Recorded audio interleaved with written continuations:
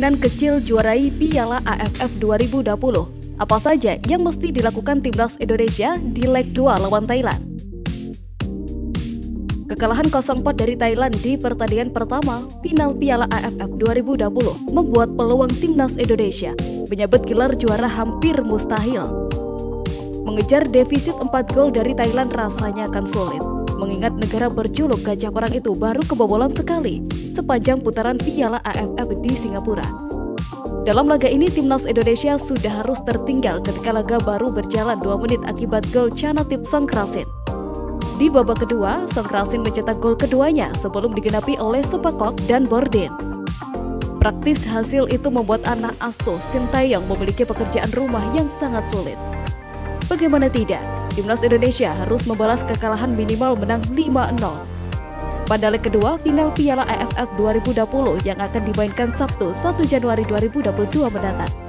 Hal itu jelas menjadi sebuah pekerjaan yang tidak mudah bagi Witan Sulaiman, DKK. Pengamat sepak bola nasional Aris Budi Sulistyo menilai bahwa timnas Indonesia harus realistis untuk pertemuan kedua nanti. Menurutnya, peluang untuk Indonesia menjuarai Piala AFF 2020 masih ada, namun sangat kecil. Satu hal yang setidaknya harus dilakukan Asnawi, Mangko Alam, dan kolega, yakni memperbaiki penampilan di leg kedua melawan Thailand. Demikian disampaikan pengamat sepak bola yang juga koordinator Save Our Soccer, Akmal Marhali, kepada tribunnews.com Kamis, 30 Desember 2021. Leg 2 harus dijadikan medium untuk memperbaiki kesalahan. Untuk juara sulit, mengejar defisit gol dari Thailand yang baru kebobolan sekali di Piala AFF tidak akan mudah, tutur Akmal. Tapi buat memperbaiki penampilan agar lebih bagus di leg kedua masih bisa.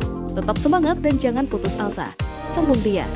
Menurut Akmal, kekalahan Indonesia tidak perlu dipandang berlebihan karena ada banyak pelajaran yang bisa dipetik.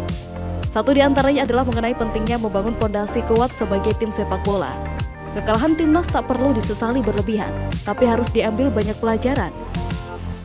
Bahwa untuk membentuk tim yang tangguh tidak bisa instan, tapi harus melalui proses yang terstruktur, sistematik, dan benar, imbuh dia. Akmal meminta publik tanah air tidak menutup mata pada fakta bahwa sepak bola negara-negara seperti Thailand dan Vietnam telah lebih maju dibanding Indonesia. Kata Akmal, Vietnam dan Thailand telah menata sepak bola nasional dari level pembinaan hingga menyediakan kompetisi yang bersih. Kita harus membuka mata, jangan fanatik buta bahwa negara tetangga sudah semakin maju sepak bolanya. Mereka membangunnya dengan pembinaan yang benar dan kompetisi yang sehat, tutur dia. Sejatinya, lolos ke final sudah prestasi buat timnas. Maklum, dari awal Indonesia memang bukan unggulan, sambung Akmal. Kemudian menurut pengamat sepak bola nasional Aris Budi Sulistyo, menganggap timnas Indonesia harus bisa memaksimalkan pertemuan kedua nanti dengan cara bermain yang lebih baik. Menurutnya, komposisi pemain maupun strategi yang diterapkan pelatih Sintayong sudah cukup baik. Tidak perlu merubah strategi, taktik, dan komposisi pemain. Tapi ini soal mental kok, bukan permainan. Lihat saja, timnas Indonesia juga punya banyak peluang untuk mencetak gol. Mereka bisa tampil menyerang dan mengancam pertahanan lawan. Tegas pria yang membawa Persik promosi ke ISL musim 2013.